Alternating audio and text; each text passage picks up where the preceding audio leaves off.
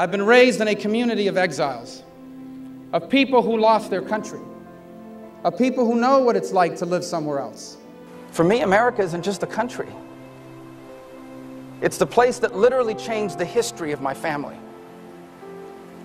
It's a nation of equal opportunity. It's the most powerful force for good that the world has ever known.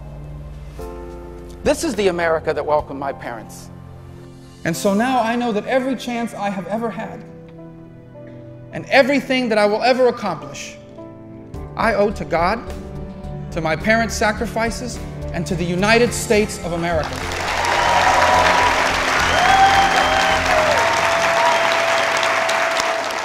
America is the story of everyday people who did extraordinary things.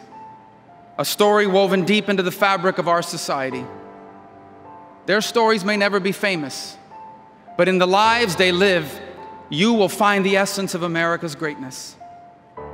And to make sure that America is still a place where tomorrow is always better than yesterday, that is what our politics should be about.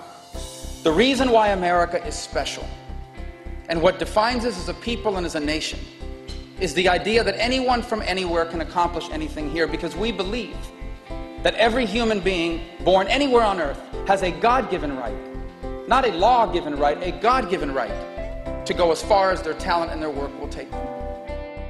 I believe with all my heart that if we make the right choices, my children and your children and grandchildren will be the freest, most prosperous Americans ever.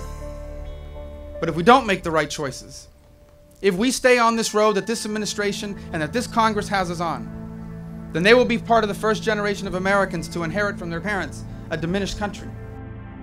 A government that spends $1 trillion more than it takes in? An $800 billion stimulus that created more debt than jobs? A government intervention into health care paid for with higher taxes and cuts to Medicare, scores of new rules and regulations. These ideas don't move us forward. These ideas move us backwards. Around the world, because of the Obama-Clinton foreign policy, our allies no longer trust us, and our enemies no longer fear us. This is the road this president has placed us on. A government that increasingly controls every aspect of our life, from our health care choices to now even the internet. And a foreign policy that treats the Ayatollah in Iran with more respect than the Prime Minister of Israel. So what happens if we diminish?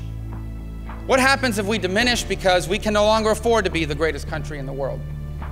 What happens if we diminish because our leaders decide we don't want to be the greatest country in the history of the world? What happens if we retreat?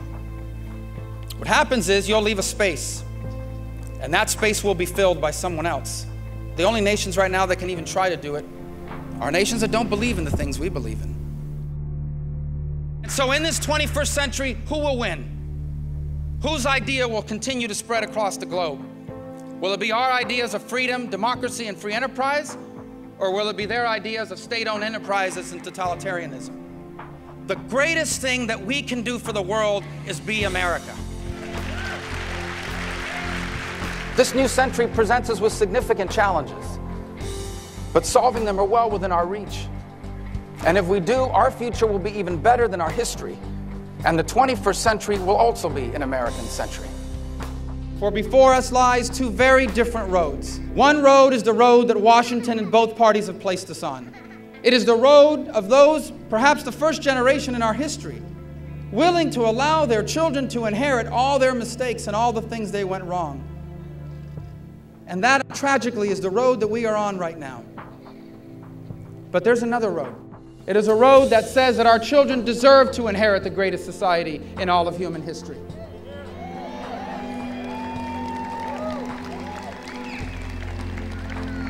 It is a road that understands that the world is a safer and better place when America is the strongest country in the world.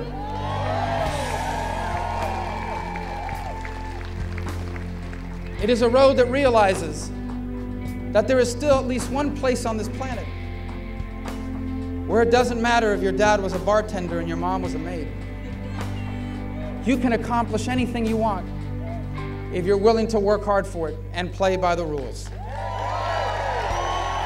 This is about whether we are going to be the first generation of Americans to leave our children worse off than ourselves, or the next generation that will allow them to inherit what they deserve. Inherit what we inherited.